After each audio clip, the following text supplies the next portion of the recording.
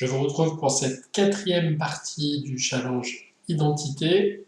Vous allez aller explorer vos réussites. On va aller maintenant plutôt du côté de vos capacités, ce que vous avez fait, ce que vous faites aujourd'hui, qui vous définit dans votre savoir-faire. Il va y avoir plusieurs étapes aussi au niveau capacité. Et cette première, c'est aller trouver quelles sont vos réussites dans votre vie. Alors pour ça, je vous ai mis à disposition une partie d'un module de mon programme qui dure 3 mois, qui donc parle très spécifiquement de cet aspect réussite. Collectez bien tous vos éléments de réussite, vous allez en avoir besoin pour les prochaines étapes. Je vous dis à bientôt. Le cercle de l'excellence, donc, ça va regrouper vos succès, vos compétences et vos talents.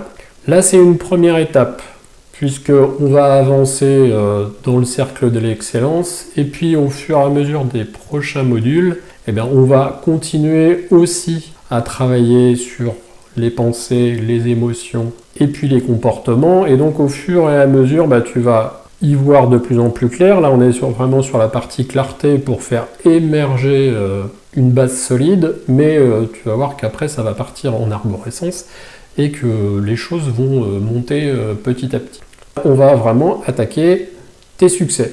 Donc, on va être à peu près dans les mêmes sphères que tes défis positifs, mais là, on va aller beaucoup plus loin, on va explorer vraiment tous les aspects de ta vie, et le but c'est que tu trouves 50 succès dans ta vie. Alors, un succès, c'est pas quelque chose d'énorme, c'est quelque chose que tu as accompli, sur lequel tu mets vraiment du positif, où il y a un bon souvenir aussi, c'est important, et ça peut être des petits succès. C'est pour ça qu'on en veut 50, c'est parce qu'on va vraiment aller explorer très très très large.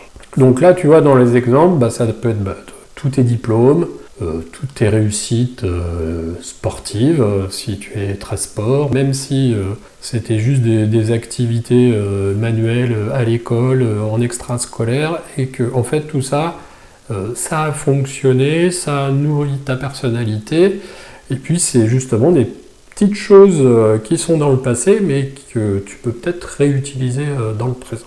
Voilà, donc tu en trouves 50. Après, tu vas pouvoir les regrouper en thématiques. Ce que tu vas pouvoir regarder, c'est s'il y a des réussites qui correspondent à tes 3 thématiques qui sont en lien avec tes objectifs que tu t'es fixé pour la durée du programme ou pour l'année à venir. C'est que tu commences à faire des liens entre les succès passés et puis ce que tu veux mettre en place aujourd'hui pour l'avenir.